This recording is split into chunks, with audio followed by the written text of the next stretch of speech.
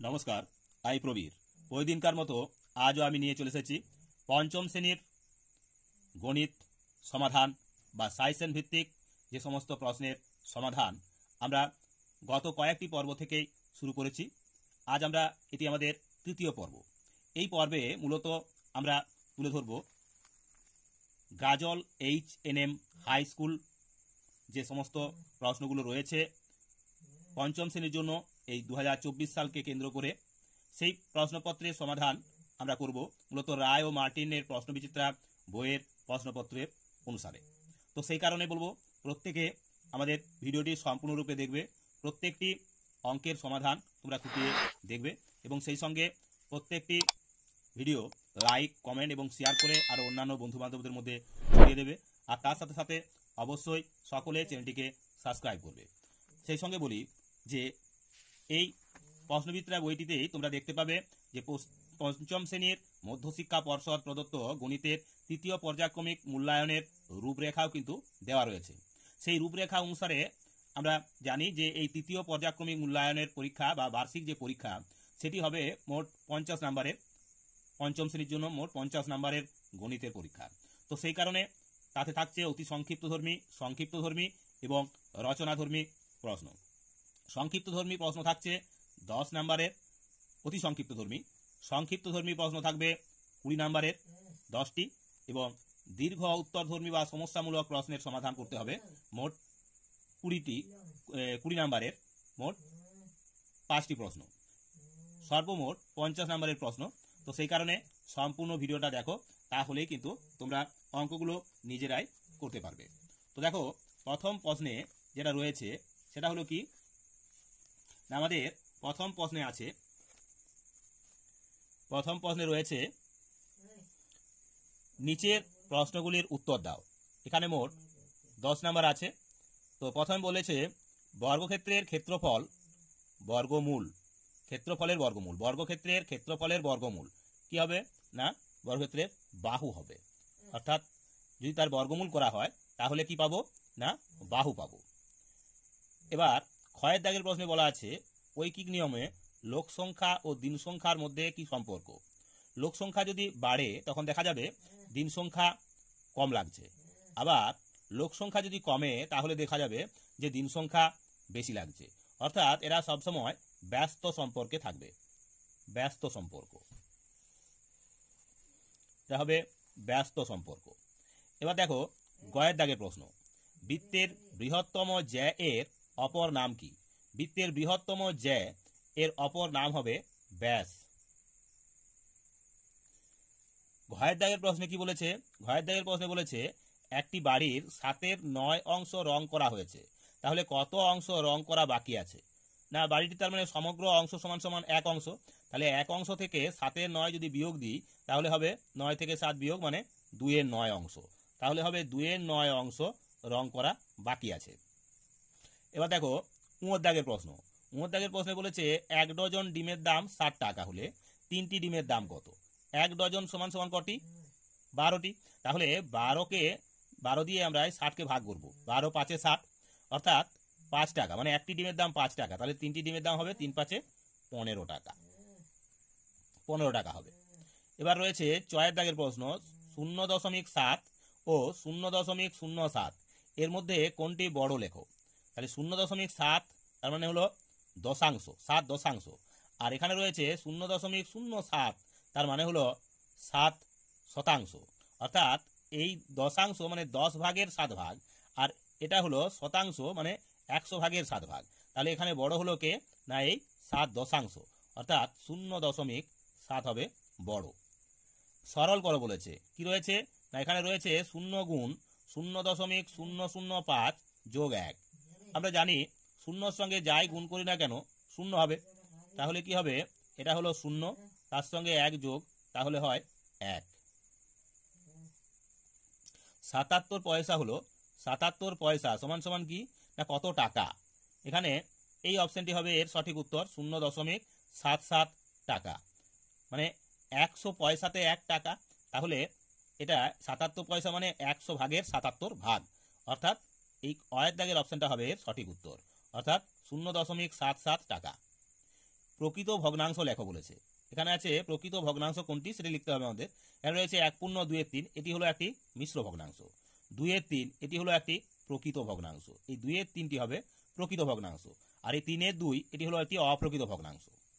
তাহলে এই গেল আমাদের ঝয়ের দাগের প্রশ্নের সমাধান। এবার ইঁর দাগের প্রশ্ন বলেছে 9/2 অংশ সমান কত? তখন আমরা 3 দিয়ে এই 9কে কাটবো, 3 3 হবে 9, তার মানে 3 2 হবে 6। তো এই গেল আমাদের 1-এর দাগের প্রশ্নের সমাধান। এবার দেখে নাও 2-এর দাগের প্রশ্নগুলির সমাধান। কি বলছে না, কমলবাবুর বছরে আয় 82,250 টাকা, বছরে খরচ 50,830 টাকা, তার বছরে সঞ্চয় কত? তার মানে এই আয় থেকে আমাদের এই খরচটা যদি বিয়োগ করি তাহলে 82,250, তার থেকে আমরা এই 50,830 বিয়োগ করব। তাহলে কত পাচ্ছি? 0, 3 কয় দাও 5, 2 দাও 5, 8 কয় দাও 12, 4 দাও 12, 1 কয় দাও 2, 1 দাও 2, 5 কয় দাও 8, 3 দাও 8, মানে 31,420 টাকা তিনি বছরে সঞ্চয় করেন। এবার দেখো ক্ষয়ের দাগের প্রশ্ন। কি বলছে? 256 এর বর্গমূলের বর্গমূল কত? তাহলে 256 সংখ্যাটাকে আমরা বর্গমূলের বর্গমূল মানে দুটো রুটের ভিতরে রাখবো। এখন প্রথম রুট যদি উঠাতে চাই তাহলে পাবো কত? না 16 16 হবে 256। এবার 16 এর বর্গমূল সমান সমান কত হবে? না 4 4 16, তাহলে হবে 4। তাহলে 256 এর বর্গমূলের বর্গমূল হবে 4। এবার স্থানীয় মানে বিস্তার কর বলেছে।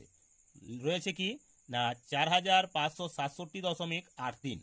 তাহলে আমরা এটাকে লিখতে পারি এইভাবে, 4,000 যোগ 500 যোগ 60 যোগ 7 যোগ 8-এর 10 যোগ 3-এর 100। এইভাবে আমরা এদের স্থানীয় মানে বিস্তার করে লিখতে পারি। অর্থাৎ 4,000 যোগ 500 যোগ 60 যোগ 7 যোগ 8-এর 10 মানে 8 দশাংশ এবং 3-এর 100 মানে 3 শতাংশ। এবার ঘয়ের দাগের প্রশ্নে বলেছে একটি বর্গাকার মাঠের ক্ষেত্রফল 225 বর্গমিটার, মাটির বাহুর দৈর্ঘ্য কত? তাহলে একটি বর্গাকার মাঠের ক্ষেত্রফল দেওয়া আছে 225 বর্গমিটার, তাহলে বাহুটির ক্ষেত্রফল মাটির বাহুর দৈর্ঘ্য হবে কি না √225, অর্থাৎ বর্গমূল করব। বর্গমূল করলে পাবো কি 15 15 225, তার মানে বাহুর দৈর্ঘ্য হবে 15 মিটার। এবার রয়েছে দশমিকে প্রকাশ করো। কি আছে? 88 ভাজিত 1000 সমান সমান কি হবে না 88কে যদি 1000 দিয়ে ভাগ করি তাহলে দশমিকটা আমাদের এখানে 3 ঘর সরে গিয়ে বসবে, বাঁ দিকে সরে যাবে, তার মানে 0.088 হবে। এবার দেখো চয়ের দাগের প্রশ্ন। এবার দেখো বলেছে চয়ের দাগের প্রশ্নে যোগ করো। কি আছে না 5.07, 11.7, 13.008। তাহলে এদের আমরা যদি যোগ করি তাহলে কি হবে না 5.07 রয়েছে 11.7 আর রয়েছে 13.008। এখন এই ফাঁকা জায়গাগুলোতে আমরা শূন্য বসিয়ে নেব। তাহলে যোগ করবো। এবার যোগ করলে পাচ্ছি কত? 8, এটা হবে 7, এখানে হবে 7 দশমিক 5 3 8, আর একে হবে 9, এটা হবে 2, তার মানে 29.778 হবে এই দশমিকের যোগটি। এবার দেখো ছয়ের দাগের প্রশ্ন। ছয়ের দাগের প্রশ্নে বলেছে কি না সমকেন্দ্রিক বৃত্ত বলতে কি বুঝো? এবার দেখো ছয়ের দাগের প্রশ্ন কি বলা রয়েছে না সমকেন্দ্রিক বৃত্ত বলতে কি বুঝো? অর্থাৎ দুই বা ততোধিক বৃত্তের যখন একটি মাত্র কেন্দ্র হয় তখন সেই কেন্দ্রটিকে ওই বৃত্তগুলির সমকেন্দ্রীয় বৃত্ত বলে। তার মানে যখন দুটো বা তার বেশি বৃত্তের একটি মাত্র কেন্দ্র হবে তখন তাকে বলবো আমরা, ধরো এখানে একটা এরূপে একটা বৃত্ত আছে, আবার এই রূপে একটা বৃত্ত রয়েছে, কিন্তু কেন্দ্র একটাই, তখন সেই কেন্দ্রটাকেই বলা হচ্ছে কি সমকেন্দ্রীয় বৃত্ত। তো চলো এবার আমরা চলে যাব আমাদের পরের পাতায়। অর্থাৎ তো এবার দেখো 3-এর দাগের প্রশ্ন কি বলেছে না যে কোনো 4টি প্রশ্নের উত্তর দাও। এক্ষেত্রে আছে 2 4 8 নাম্বারের প্রশ্ন। কয়ের দাগের প্রশ্নে বলা রয়েছে কি না একটি বৃত্তের ব্যাসার্ধ 5 সেমি, তার বৃহত্তম জ্যায়ের দৈর্ঘ্য নির্ণয় করো। তো আমরা দেখো এই উত্তরগুলো আমরা তোমাদের লিখে নিয়েছি। কি বলেছে না একটি বৃত্তের ব্যাসার্ধ হলো 5 সেমি। আমরা জানি কি না বৃত্তের বৃহত্তম জ্যা সমান হলো বৃত্তের ব্যাস। অতএব বৃত্তের জ্যায়ের দৈর্ঘ্য হবে তাহলে কত না 5 গুণ 2 সমান সমান 10 সেমি। এবার দেখো ক্ষয়ের দাগের প্রশ্ন। ক্ষয়ের দাগের প্রশ্নে কি বলেছে না স্কেলের সাহায্যে 5.7 সেমি দৈর্ঘ্যের রেখাংশ অঙ্কন করো এবং রেখাংশটির নাম দাও। আমরা 5.7 সেমি একটি রেখাংশ এঁকেছি যার নাম দিয়েছি ক খ। রেখাংশটার নাম হলো ক খ আর এটা 5.7 সেমি দৈর্ঘ্যের রেখাংশ। এটাকে স্কেল দিয়ে মেপে আমরা এঁকে নিয়েছি।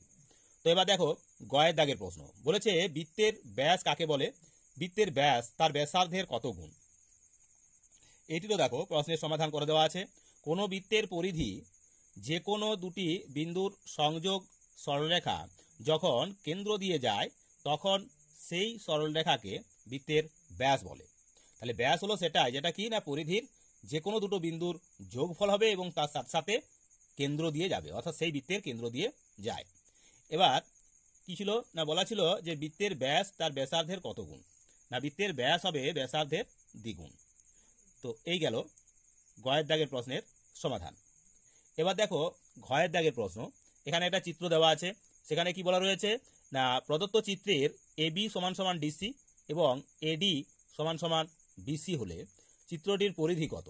এখানে এবি সমান সমান দেওয়া আছে 12 সেমি, তার মানে এই ডিসি সমান সমান হবে 12 সেমি। আবার বিসি সমান সমান দেওয়া আছে 8 সেমি, তার মানে এডি সমান সমান হবে 8 সেমি। তাহলে দেখো আমরা ছবিটা এঁকে নিয়েছি এবং তার সমাধান করে দিয়েছি। কি না তাহলে সেক্ষেত্রে আমরা পাচ্ছি কি না সেক্ষেত্রে আমরা পাবো তাহলে কি না ছবিটা আমরা এঁকে নিয়েছি। দেখো তাহলে প্রদত্ত চিত্রের পরিসীমা কত হবে না 12 যোগ 8 যোগ 12 যোগ 8 সমান সমান হলো কত না 40 সেমি। অর্থাৎ এটি একটি আয়তকার চিত্র যার বিপরীত বাহুগুলি পরস্পর সমান। তো এই গেল আমাদের ঘয়ের দাগের প্রশ্নের সমাধান। এবার দেখো পরবর্তী যে প্রশ্ন সেখানে কি বলা রয়েছে বলা রয়েছে উমর দাগের প্রশ্নে দুটি বৃত্তাকার মাঠের ব্যাসার্ধের দৈর্ঘ্য যথাক্রমে 15 মিটার ও 10 মিটার। দুটো মাঠের ধার বরাবর বেড়া দিতে হবে, কোন বেড়ার দৈর্ঘ্য বেশি হবে। তাহলে দেখো এটিরও উত্তর আমরা লিখে নিয়েছি। কি না বড় ব্যাসার্ধের বৃত্তাকার মাঠের বেড়ার দৈর্ঘ্য বড় হবে, তাই 15 মিটার ব্যাসার্ধের মাঠের ধার বরাবর বেশি বেড়া দিতে হবে। তো এই গেল আমাদের 3 দাগের প্রশ্নের সমাধানগুলি। এবার আমরা চলে যাব যে বড় প্রশ্নগুলি রয়েছে তার সমাধানে।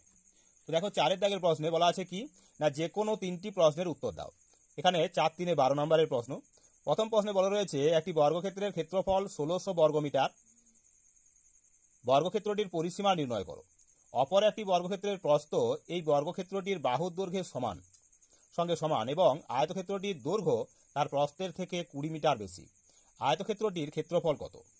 তাহলে দেখো আমরা সমাধান করেছি কি না বর্গক্ষেত্রটির ক্ষেত্রফল সমান সমান দেওয়া ছিল 1600 বর্গমিটার। তাহলে বর্গক্ষেত্রটির বাহু সমান কি না ক্ষেত্রফলের বর্গমূল, মানে 1600 বর্গমিটারের বর্গমূল করলে আমরা পাচ্ছি 40 গুণ 40 মানে 40 মিটার। তাহলে বর্গক্ষেত্রটির বাহু হলো 40 মিটার। তাহলে কি হবে তার পরিসীমা কত হবে 4 গুণ বাহু মানে 4 গুণ 40 মিটার অর্থাৎ 160 মিটার। এখন বলা আছে কি না আয়তক্ষেত্রটির প্রস্থ হবে ওই বর্গক্ষেত্রটির একটি বাহু, তার মানে 40 মিটার। তাহলে আয়তক্ষেত্রটির প্রস্থ হলো 40 মিটার। আবার তার সাথে বলা ছিল কি না আয়তক্ষেত্রটির দৈর্ঘ্য হবে প্রস্থের থেকে 20 মিটার বেশি, তার মানে 40 যোগ 20 সমান সমান 60 মিটার। এখন তাহলে আয়তক্ষেত্রটির ক্ষেত্রফল কত হবে না ক্ষেত্রফল সমান আয়তক্ষেত্রের ক্ষেত্রফল সমান দৈর্ঘ্য গুণ প্রস্থ, তাহলে 60 গুণ 40 সমান সমান 2400 বর্গমিটার। তো এই হলো আমাদের কয়ের দাগে অর্থাৎ 4 কয়ের সমাধান। এবার দেখো ক্ষয়ের দাগের প্রশ্ন। ক্ষয়ের দাগের প্রশ্নে কি বলেছে এখানে বলা আছে 5 জন লোক প্রতিদিন 8 ঘন্টা করে কাজ করে 9 দিনে একটি কাজ শেষ করেন। ওই কাজ 3 জন লোক প্রতিদিন 4 ঘন্টা করে কাজ করলে কত দিনে শেষ করবে। তাহলে দেখো এর সমাধানটা আমরা এটাও করে দিয়েছি কিভাবে না এখানে লিখেছি ক্ষয়ের দাগে লোক সংখ্যা সময় ঘন্টাতে, দিন সংখ্যা এবং তাহলে কি না 5 জন লোক 8 দিনে মানে 8 ঘন্টা করে যদি কাজ করে তাহলে 9 দিনে কাজটি শেষ হয়। এবার 3 জন লোক 4 ঘন্টা করে কাজ করলে কত দিনে শেষ হবে।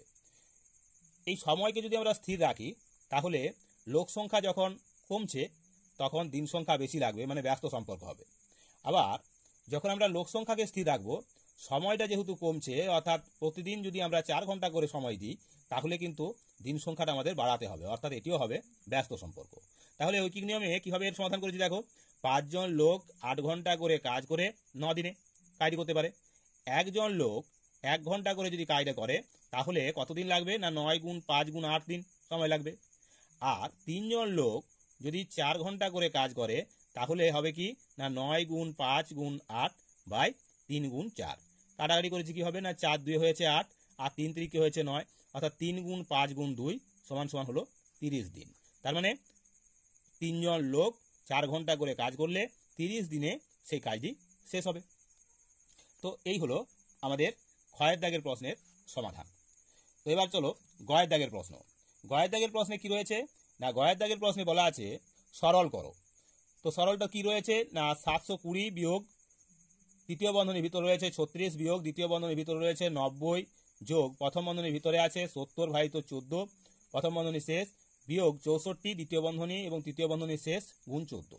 তো দেখো অঙ্কটির সমাধান আমরা এখানে করে দিয়েছি। কি করা রয়েছে? না এক্ষেত্রে আমরা প্রথমে প্রথম বন্ধনীর কাজ করব, অর্থাৎ এই 70কে 14 দিয়ে ভাগ, তার মানে 5 হয়েছে। এবার দ্বিতীয় বন্ধনীর ভিতরে হয়ে গেল কি? 90 যোগ 5 বিয়োগ 64 সমান কি করব? আমরা এখানে যোগের কাজ করব, যোগ এবং বিয়োগের মধ্যে যোগের কাজ, তার মানে 90 আর 5 হবে 95। 95 থেকে 64 বিয়োগ, তার মানে দ্বিতীয় বন্ধনীর কাজ করলে দেখা যাচ্ছে কত পাচ্ছি? 31। এখন তৃতীয় বন্ধনীর ভিতরে তাহলে আসছে কত? 36 বিয়োগ 31।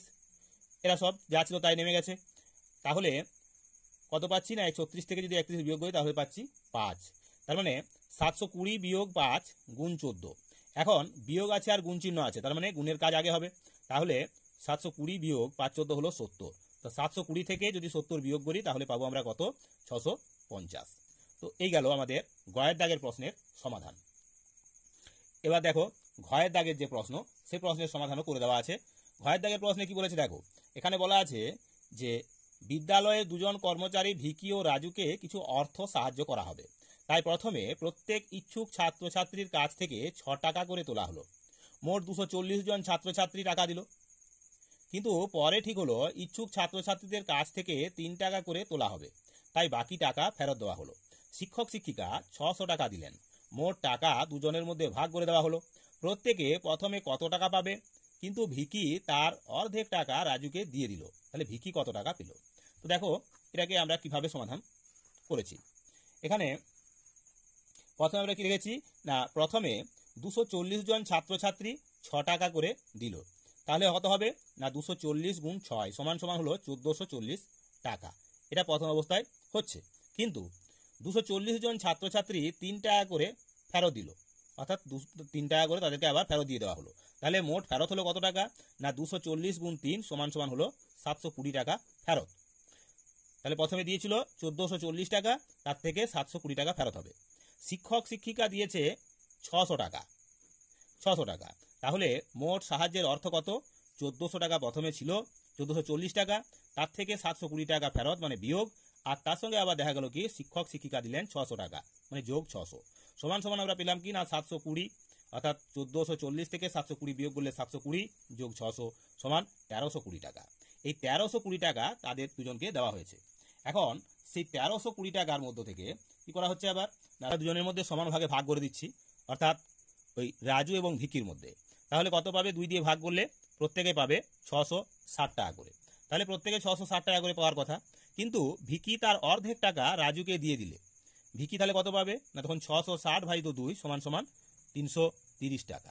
তার মানে ভিকি পেল 330 টাকা। আর রাজুর হয়ে যাবে তখন কত? ভিকি তার অর্ধেক টাকা দিয়ে দিয়েছে, তাহলে রাজু যদি চাইতো প্রশ্নের উত্তর, তাহলে আমরা লিখতাম এই 630 এই 660 তার সঙ্গে আরও 330 যোগ করে দিতাম, তাহলেই কিন্তু আমরা রাজুর প্রাপ্য মোট আর্থিক সাহায্যটা আমরা লিখে দিতাম। তো চলো এবার আমরা চলে যাব আমাদের পরের প্রশ্নে। কি রয়েছে?